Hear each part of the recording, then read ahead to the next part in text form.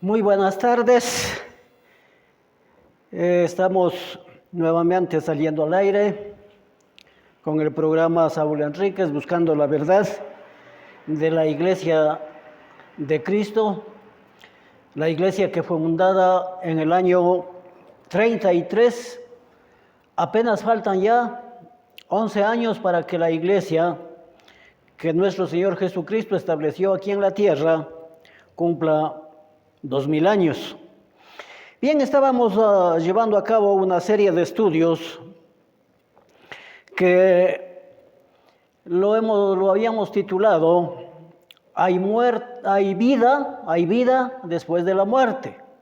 Y hemos hecho una cosa de unos 5 o 6 videos, en los cuales hemos probado hasta la saciedad que cuando la persona muere, su alma se desprende de su cuerpo y esa alma va a un lugar específico conocido como el Hades en el Nuevo Testamento y Seol en el Antiguo Testamento.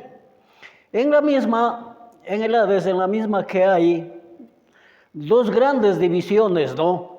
En el último habíamos visto que el Hades hacia arriba, se envió un croquis inclusive, llega hasta bajo el altar, es decir, muy cerca del cielo, no realmente.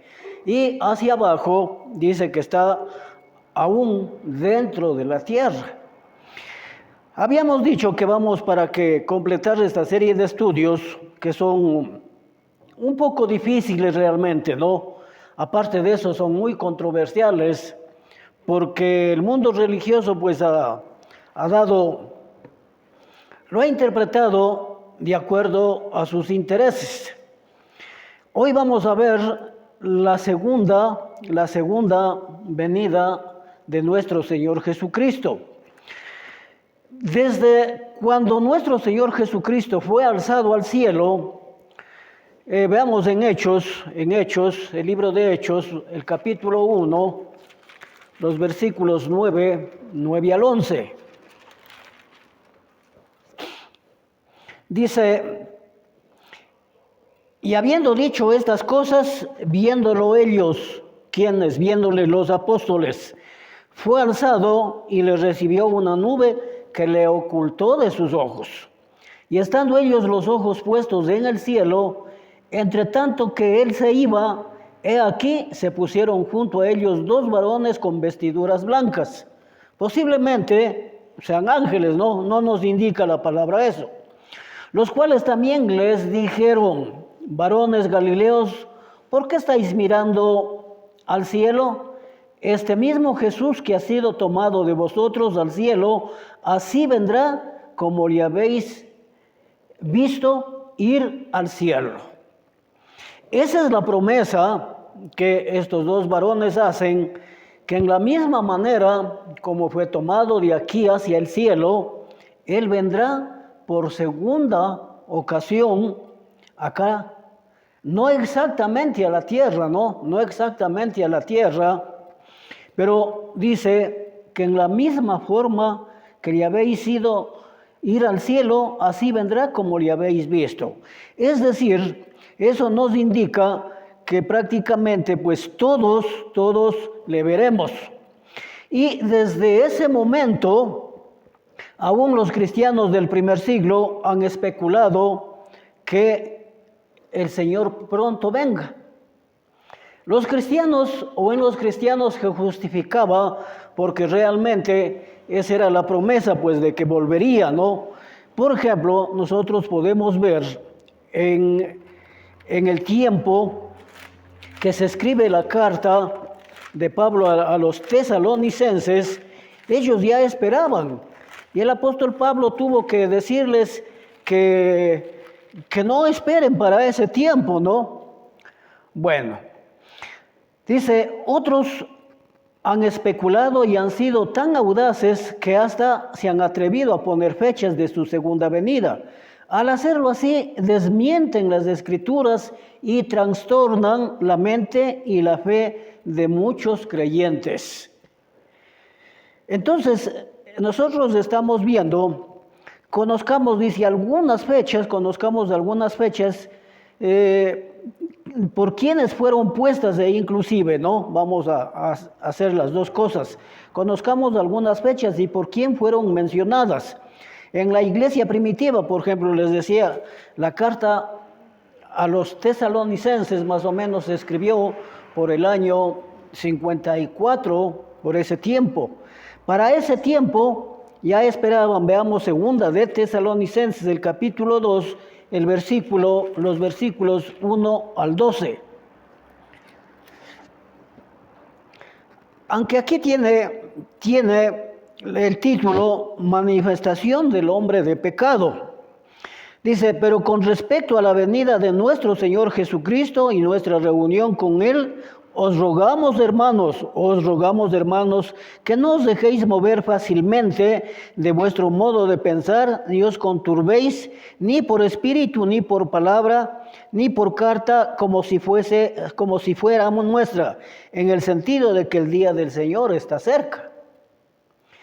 Estos cristianos de Tesalónica posiblemente esperaban, ¿no? Y por eso esta manifestación de Pablo les dice que no.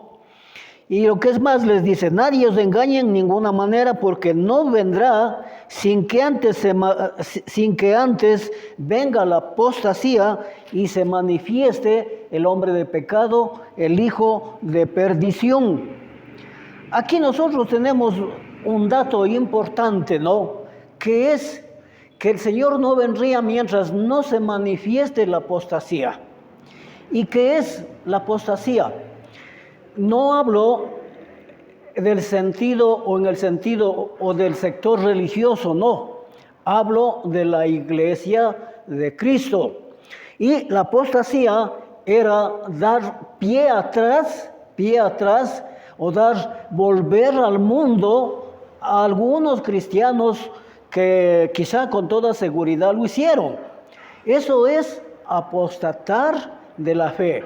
Pero no habla, en ese entonces no había cantidad de religiones como hoy hay. No, ahí nos está hablando de miembros de la iglesia de Cristo, es decir, de los cristianos primitivos. Pero también nos dice algo importante, ¿no? Porque nadie os engañe de ninguna manera, porque no verán sin que antes venga la apostasía. Junto con la apostasía tenía que manifestarse el hombre de pecado, el hijo de perdición. Es en tiempo, y vamos a ver quién realmente fue este personaje, ¿no? Aquí tenemos una pista. En el versículo 4, el cual se opone y se levanta contra todo lo que se llama Dios o es objeto de culto, tanto que se siente en el templo de Dios como Dios, haciéndose pasar por Dios. Esto definitivamente muchos religiosos aún aplican para este tiempo. Lo aplican para este tiempo y dicen que el hombre de pecado es, o hablemos como lo llaman, ¿no? La bestia, dicen, ¿no? Han acusado a muchos, aún a naciones inclusive. Dicen que los papas son la bestia. Pero quiero hacerles notar lo siguiente. En ese entonces ni siquiera existía la Iglesia Católica. Ni siquiera existía. ¿Por qué? Porque la Iglesia Católica, según la historia, más o menos empezó por el año 325. Pero aquí en cambio nos está diciendo el cual se levanta contra todo lo que se llama Dios o es objeto de culto, tanto que se siente en el templo como Dios haciéndose pasar por Dios. ¿De quién nos está hablando? A mi modo de ver las cosas, está refiriéndose a los emperadores de Roma. No nos olvidemos que estos emperadores de Roma fueron los que persiguieron a la iglesia primitiva. Entonces, para ese tiempo, Nerón, por ejemplo, él estuvo en el trono desde el año 54 al 68. Ese fue el primero que empezó la persecución. Tanto fue el odio por los cristianos que según la historia dice que él mismo incendió Roma y les echó la culpa a los cristianos. Para tener una causa o un motivo por qué perseguirles, pues no. Entonces, no nos olvidemos. Entonces, Nerón fue el primer perseguidor de la iglesia primitiva y él gobernó o fue emperador romano desde el año 54 al 68. Ya. Y aquí el versículo 5 dice, ¿no os acordáis que cuando yo estaba todavía con vosotros os decía esto? Y ahora vosotros sabéis lo que lo detiene a fin de que a su debido tiempo se manifieste. ¿Qué era lo que le detenía? Posiblemente sea el apóstol Juan. Posiblemente sea. Y hay que demostrar lógicamente, ¿no? Y no nos olvidemos que para cuando empieza una feraz persecución fue emperador Domiciano. Y coincidentemente Juan aparece desterrado en la isla de Pasmos. Entonces como que sí tiene sentido decir esto, ¿no? Sí tiene sentido porque Juan, con toda seguridad, un apóstol que fue guiado por el Espíritu Santo tenía el poder para detener estas cosas, o al menos para enfrentarse. Pero con el desterramiento que le hizo, fue quitado, pues, ¿no? Y veamos el versículo 7. Porque ya está en acción el misterio de iniquidad, solo que hay quien al presente lo detiene hasta que a su vez se ha quitado de en medio. Entonces, con lo que le desterraron a Juan, entonces ya estaba pues el camino libre ahí, ¿no? Posiblemente era el único obstáculo que tenía. Ya. Entonces se manifestará aquel inicuo a quien el Señor matará con el espíritu de su boca y destruirá con el resplandor de su venida. Es decir, aquí nos está hablando de un tiempo, pero que al final, como efectivamente sucedió, Roma occidental, que perseguía a la iglesia, fue destruida por los bárbaros en el año 476.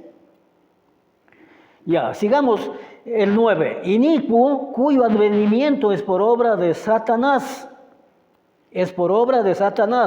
Nosotros sabemos bien que Satanás, especialmente a Domiciano, dice que le dio poder. Entonces, se cumple lo que aquí yo estoy manifestando. Dice, es por obra de Satanás, con gran poder. Aquí sí me preocupa lo siguiente, ¿no? Con gran poder y señales y prodigios mentirosos. Y así vemos que actuaron. Si vamos al capítulo 13 de Apocalipsis, dice que él engañó a toda la tierra de aquel entonces. Era, como se dice, todo el poder o todo el territorio que comprendía o que era Roma. Pero no nos olvidemos que era un poder muy grande, pues. Ya. Y con todo engaño de iniquidad para con los que se pierden. Esto es otra de las cosas importantísimas. Ahí dice que todos los moradores de la tierra, porque se ordenó que se haga una estatua, ¿no? Una imagen, y que todos adorasen a la imagen. Entonces está cumpliéndose esto que Pablo está advirtiendo a los tesalonicenses. Dice, veamos una vez más, ¿no? Con todo engaño de iniquidad para los que se pierden por cuanto no recibieron el amor de la verdad para ser salvos. Seguramente les predicaron el amor de Cristo, les predicaron el Evangelio, pero no aceptaron. Ya, por esto Dios los envía, y esto sí podemos decir que lo sigue haciendo, ¿no? Por esto Dios envía un poder engañoso para que crean la mentira, a fin de que sean condenados todos los que no creyeron a la verdad sino que se complacieron en la injusticia. Entonces aquí nos da una pista de ese poder engañoso que Satanás le dio a Domiciano.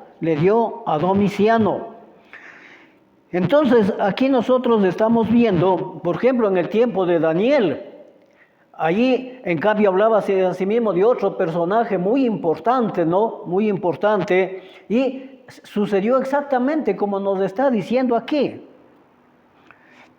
Ya, veamos lo que nos dice en Ezequiel 38:10. Ezequiel 38:10. Algo importante que estoy de anunciarles, ¿no? Vamos a hacer hoy, en este día, porque este video debíamos de haberlo grabado el día de ayer. Como no lo hicimos, estamos atrasados en un día y nos vamos asimismo a adelantar el siguiente, ¿no? Es decir, que vamos a grabar ahora los dos videos, hasta donde nos alcance el tiempo. Ya. Dice Ezequiel 28:2 es. Ezequiel 28:2. Para que nosotros nos demos de cuenta. Dice, hijo de hombre, di al príncipe de Tiro, así ha dicho Jehová el Señor, por cuanto se enalteció tu corazón y dijiste, yo soy un Dios en el trono de Dios. Yo soy un Dios, en el trono de Dios estoy sentado y en medio de los mares, siendo tú hombre, te has puesto tu corazón como el corazón de Dios. Esto ya sucedió en la antigüedad. Ya sucedió, entonces nada extraño es, porque aquí en Segunda de Tesalonicenses lo está diciendo muy claramente, y todas esas características, de decir la bestia de Apocalipsis, apuntan a Nerón, pero exclusivamente a Domiciano. Bien, en el libro de Apocalipsis, acabamos de decirlo, ¿quién fue Domiciano? Hijo de Vespasiano y hermano de Tito, ¿verdad? Este personaje llegó al poder, a ocupar el trono de Roma desde el año 81 hasta el 96, que concuerda todo, pues, ¿no? Concuerda todo lo que dice el libro de Apocalipsis. También aquí nos está indicándonos que este Domiciano fue mucho más cruel que Nerón, y persiguió de una manera feroz a los cristianos. Veamos, si no, para que no nos quede la duda, pues no, eso es mi característica, lo que acá se dice, se demuestra con la palabra de Dios. Lo vamos a leer de una manera rápida nomás, ¿no? Vamos al Apocalipsis, dice las dos bestias. Vamos a leerle hasta el 15, desde el 2:15. O vamos desde el 1, ¿no? Me paré sobre la arena del mar y vi subir del mar a una bestia que tenía 7 cabezas y 10 cuernos, y en sus cuernos diademas, y sobre sus cabezas un nombre blasfemo. Y la bestia que vi era semejante a un leopardo, y sus pies como de oso, y su boca como boca de león, y el dragón le dio, el dragón. ¿Quién es el dragón? Es Satanás. Y el dragón le dio su poder y su trono y gran autoridad. Entonces, Satanás prácticamente se apoderó de la autoridad primera de aquel entonces, del imperio romano, del emperador, y hizo cuanto él ordenaba. Bien, vi una de sus cabezas como herida de muerte, pero su herida mortal fue sanada, y se maravilló toda la tierra en pos de la bestia, y adoraron al dragón que había dado autoridad a la bestia, y adoraron a la bestia, diciendo, ¿quién como la bestia y quién podrá luchar contra ella? También se le dio boca para que hablara grandes cosas y blasfemias, que le dio autoridad para actuar por 42 meses. Menos mal que es un tiempo limitado, ¿no? Ya. Y abrió su boca en blasfemias contra Dios, para blasfemar de su nombre, de su tabernáculo y de los que moran en el cielo. Y se le permitió hacer guerra contra los santos y vencerlos. Es lógico, pues, ¿no? Roma era una potencia prácticamente mundial de aquel entonces. También se le dio autoridad sobre toda tribu y pueblo, lengua y nación. Y adoraron todos los moradores de la tierra, cuyos nombres no estaban inscritos en el libro de la vida del Cordero que fue inmolado desde el principio del mundo. Si alguno tiene oído, oiga. Si alguno lleva en cautividad, va en cautividad. Si alguno mata a espada debe ser muerto. Aquí está la paciencia y la fe de los santos. Aquí está la paciencia y la fe de los santos. Estamos hablando de los santos de aquel entonces. Pero esta parte, hoy en los actuales momentos, se han adueñado, si es que se puede decir así, tanto los señores adventistas como los señores testigos de Jehová. Bueno, después vi, dice, otra bestia que subía de la tierra, tenía 2 cuernos semejantes a los de un cordero, pero hablaba como dragón. Claro, si de ellos recibieron la autoridad, pues no. Y fíjense, ejerce toda la autoridad de la primera bestia en presencia de ella y hace que la tierra y los moradores de ella adoren a la primera bestia cuya herida mortal fue sanada. Es decir, que esta segunda bestia obliga a los moradores. Bueno, también hace grandes señales. Esto es importante también para ahora, ¿no? También hace grandes señales de tal manera que aún hace descender fuego del cielo a la tierra delante de los hombres. Y engaña a los moradores de la tierra con las señales que se le ha permitido hacer en presencia de la bestia, mandando a los moradores de la tierra que le hagan imagen de la bestia que tiene la herida de espada y vivió. Y se le permitió infundir aliento a la imagen de la bestia para que la imagen hablase e hiciese matar a todo aquel que no le adorase. ¿Se cumple o no se cumple lo que leímos en Tesalonicenses? Se cumple exactamente, pues al pie de la letra, ¿no es cierto?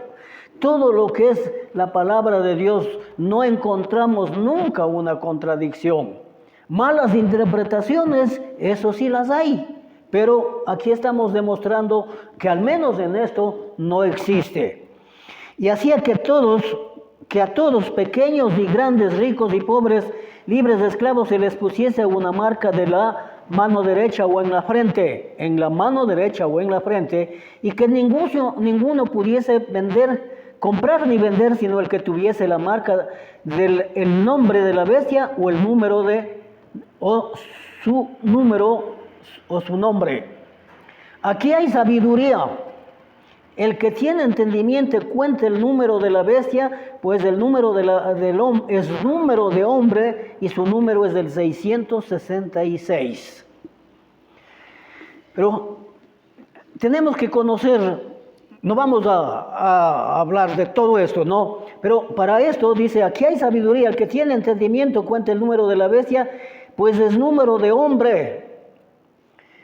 ¿Qué significado tiene el número 6 en la palabra de Dios?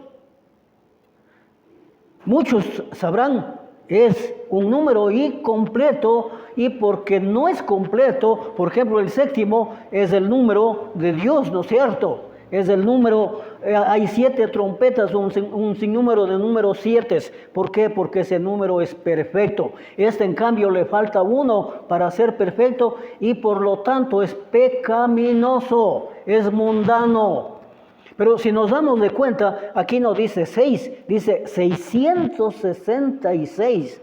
Entonces, aquí, ¿cómo se podría decir? Existe muchísima maldad.